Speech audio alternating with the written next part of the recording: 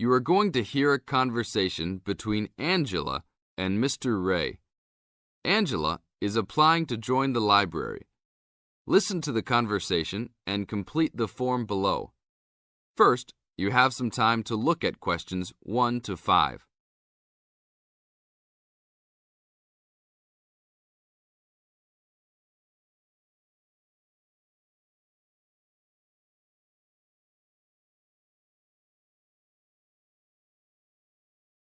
Now we shall begin. You should answer the questions as you listen, because you will never hear the recording a second time. Hello, how can I join the library? Well, you need to make an application. Would you like to do it now? Yes, if I can. One moment and I'll get the form. Now, I just need to ask you a few questions before you sign at the bottom. Okay. Your full name, please. Angela Mary Price. Price? Yes, that's right. Okay. And your address? Apartment 3, 86 Bridge Street, Pimlico. Bridge Street. That's just near here, isn't it? Yes, not very far. Good. So the postcode must be 2065, right? Yes, that's right.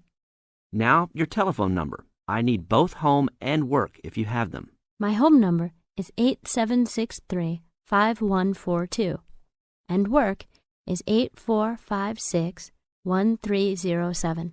Do you need anything else, like ID or something?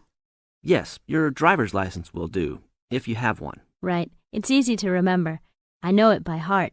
4040AC. I'm afraid I'll also need to see it. Okay, here it is. Thanks. And your date of birth, please? 24 March 1981. Okay, thanks. That's the most important part completed.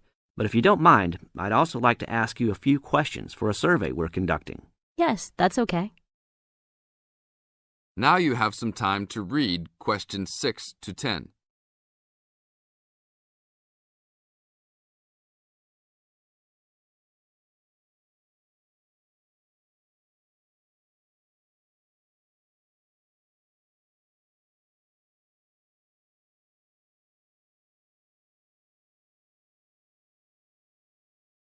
As the conversation continues, answer questions 6 to 10. What kind of books do you like to read? Here's a list to look at. Oh, it varies from time to time, but I always like to relax and learn about other countries I might visit one day. I don't like anything too heavy or serious, unless it's about animals or the environment. I'm not really into sport very much. Anything else? Well, I do like entertaining at home. You know, dinner parties. So I suppose you'll have something for me in that line.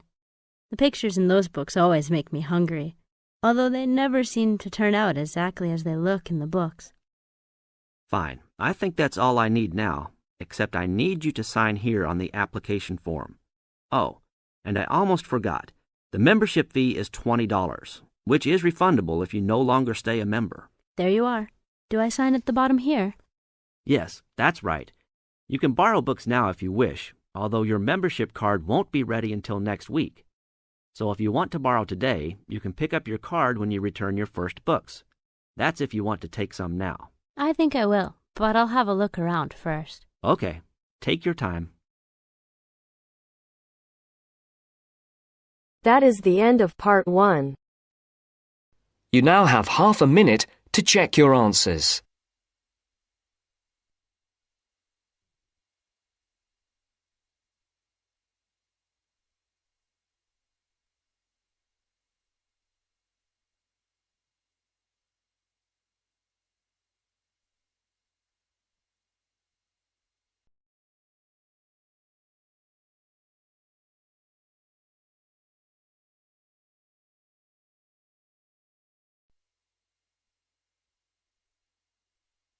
Now turns to part 2.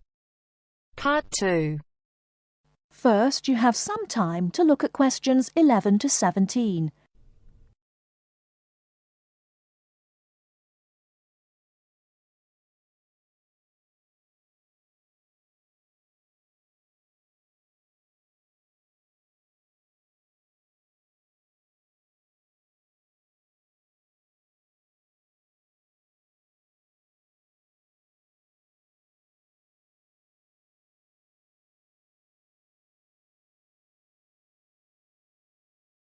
Now, listen carefully and answer questions 11 to 17. Hello, and thanks everyone for coming here today. I know it's always a bit stressful going for a job interview, but it's best to be prepared. For any of you who may not know me, my name is Fiona Ogilvie, and my job is to offer guidance and support for students with special needs. Now, you wouldn't be here today if you weren't interested in finding a job in the holidays. So let's get down to it and see what things you need to be looking out for. Most of you, I hope, will be applying for jobs with the companies that have been recommended by the university. The reason for this is that we here at the university already know these companies and have established good working relationships with them. I've also been to visit all of them and checked out the facilities they have to offer. You really need to make informed choices when you're looking for a job and make sure you know before you even get to the interview stage that your needs will be met. But I know that some of you are applying for jobs independently and have looked at companies outside the university recommended list. So for you, it's best to plan ahead and be aware of what it is you may need while you're working. Things that you need to check when you go for an interview are there enough toilet facilities and are these easily accessible? Also, you want to check that all the public areas inside the building are barrier-free, so you can get direct access to these public spaces whenever you need to. And ask about ramps into the building, so you know how many there are and where they are located. These kinds of things are so much more difficult to sort out when you've started work, as they take time. But ramps are an absolute must, so please make sure you know where they are. Another thing you must make sure of is that the lifts have the correct lowered control panels. Ask if all the lifts have this facility or if it's only certain ones. Now, something I think that is often overlooked is working hours. What you want to make sure of is that you get flexi time. This basically means that your working hours are flexible and you can clock on and clock off in times that suit you. Within reason, of course. Most companies do recognise that it takes much longer for someone in a wheelchair to get on and off buses and trains. Public transport can take that much longer, so you need to be organised and prepared. And for those of you lucky enough to own a car, check how many disability parking spaces are available. Remember that it's your right to have a disabled parking space. These also need to be near enough to a wheelchair-accessible entrance or ramp. OK, are there any questions before we move on?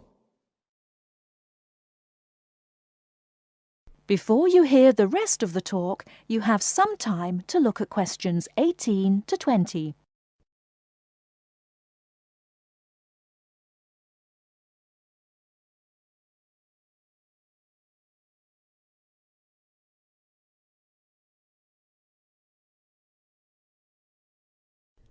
Now listen and answer questions 18 to 20. Right, let's move on then.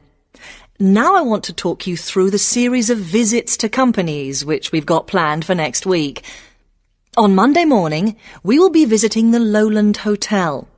They have various summer jobs available, working as a receptionist or conference organiser in their busy conference centre, organising and setting up conferences.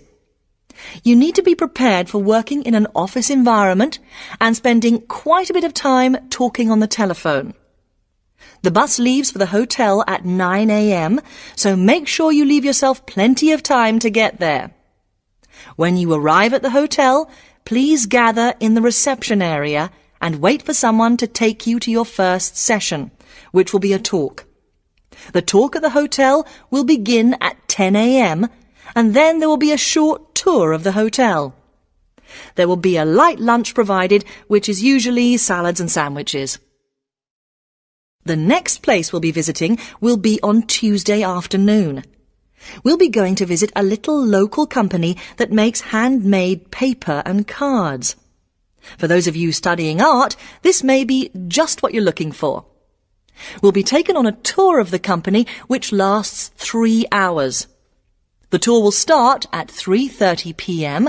and after that you'll have a chance to meet some of the staff. Tea and coffee will also be provided. We have no trips planned for Wednesday, but on Thursday morning we'll be going to Tobago Travel Agency. This is a very popular choice amongst our students because you can get student discounts on holidays. We've booked a coach for this and it'll leave from outside the refectory at 8 a.m.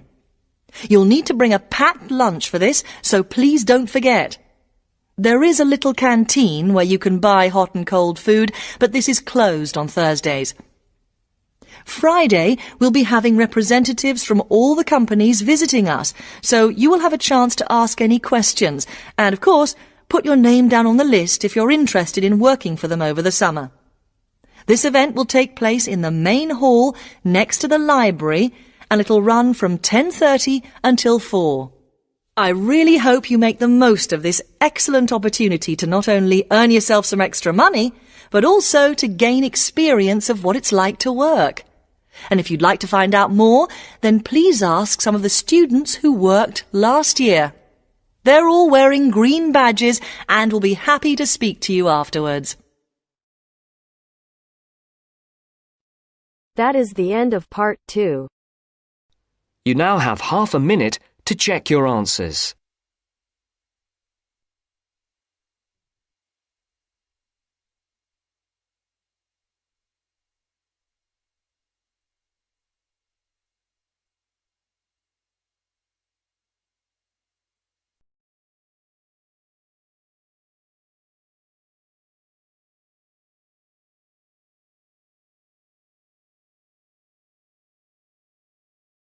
Now listen carefully and answer questions 21 to 26.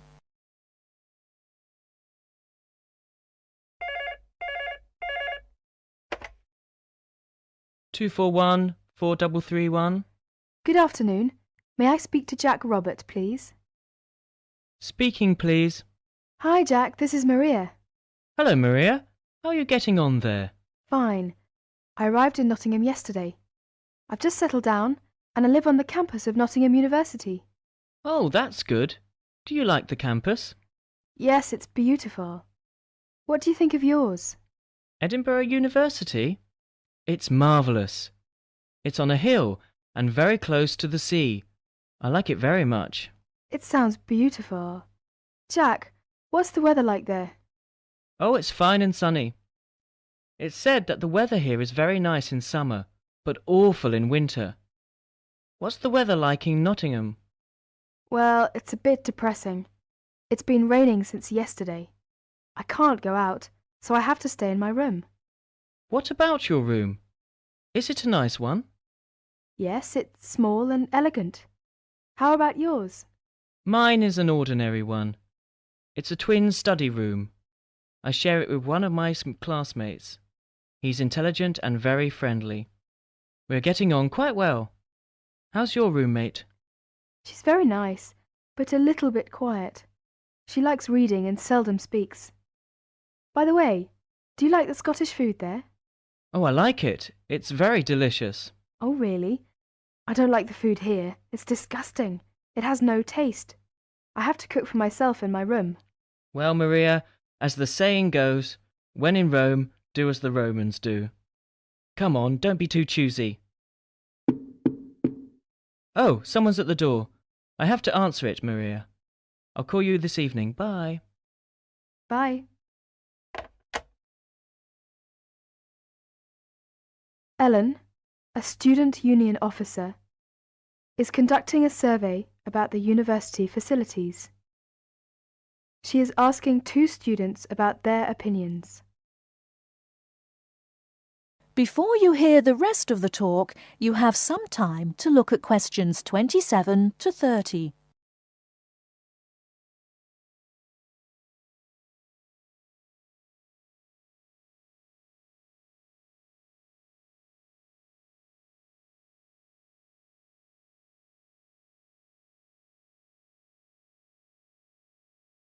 Now listen and answer questions 27 to 30.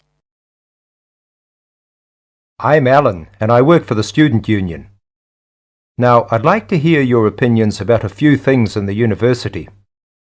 We've asked for some volunteers to help us conduct this survey into how satisfied students are with the university facilities. First of all, let's take the lecture rooms. We could score them, for instance, 1 is excellent, 2 satisfactory, 3 rather poor, and 4 really bad.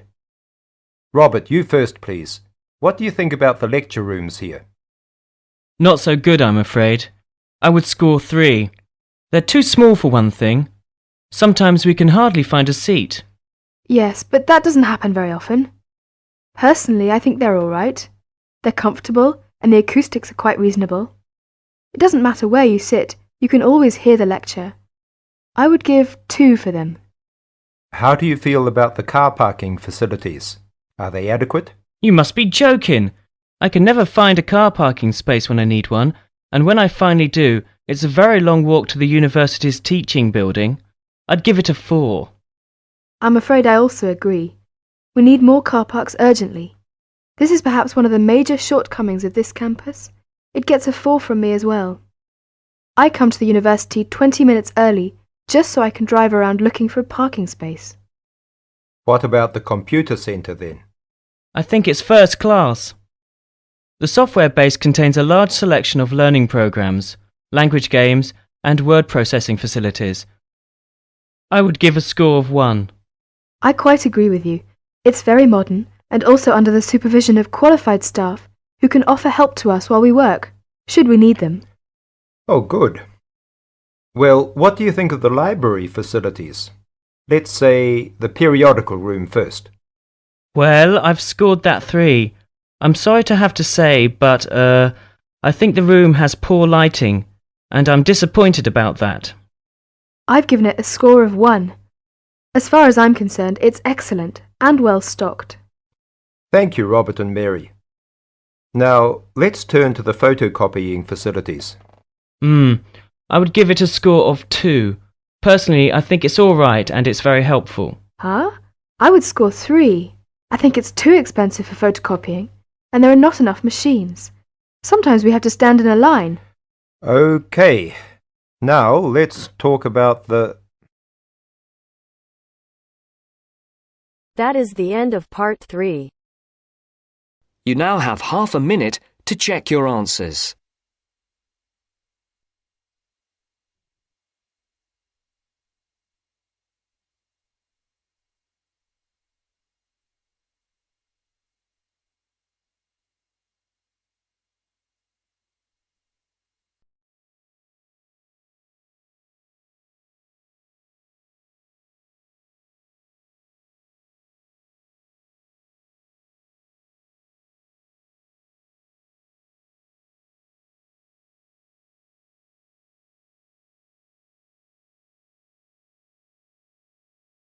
Now turns to part 4.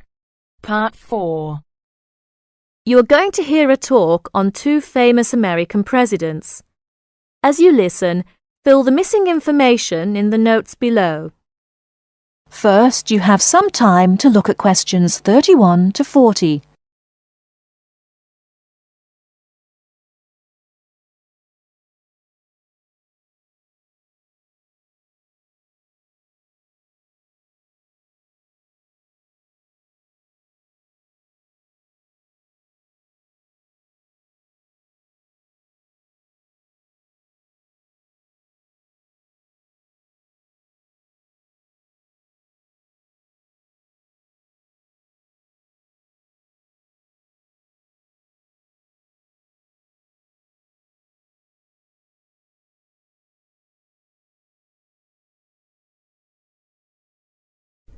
Now listen carefully and answer questions 31 to 40.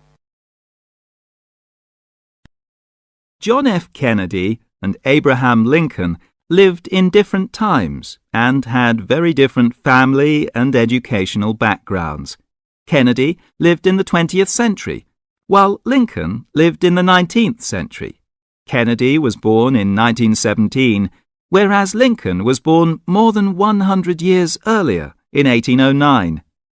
As for their family backgrounds, Kennedy came from a rich family, but Lincoln's family was not wealthy. Because Kennedy came from a wealthy family, he was able to attend expensive private schools. He graduated from Harvard University. Lincoln, on the other hand, had only 1 year of formal schooling. In spite of his lack of normal schooling, he became a well-known lawyer. He taught himself law by reading law books. Lincoln was, in other words, a self-educated man. In spite of these differences in Kennedy and Lincoln's backgrounds, some interesting similarities between the two men are evident. In fact, many books have been written about the strange coincidences in the lives of these two men. For example, take their political careers. Lincoln began his political career as a U.S. congressman. Similarly, Kennedy also began his political career as a congressman. Lincoln was elected to the U.S. House of Representatives in 1847. Kennedy was elected to the House in 1947. They went to the Congress just 100 years apart. Another interesting coincidence is that each man was elected President of the United States in a year ending with the number 60. Lincoln was elected President in 1860, and Kennedy was elected in 1960. Furthermore, both men were president during years of civil unrest in the country. Lincoln was president during the American Civil War. During Kennedy's term of office, civil unrest took the form of civil rights demonstrations. Another striking similarity between the two men was that, as you probably know, neither lived to complete his term in office. Lincoln and Kennedy were both assassinated while in office. Kennedy was assassinated in Dallas, Texas, after only 1,000 days in office. Lincoln was assassinated in 1865, a few days after the end of the American Civil War. It's rather curious to note that both presidents were shot while they were sitting next to their wives. These are only a few examples of the uncanny and unusual similarities between the destinies of these two American men, who had a tremendous impact on the social and political life of the United States and the imagination of the American people. That is the end of part 4. You now have half a minute to check your answers.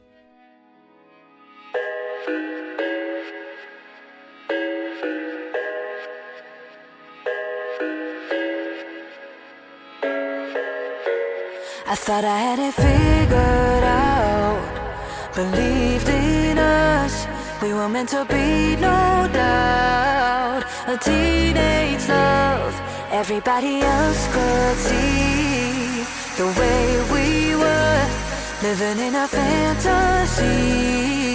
When I kissed her,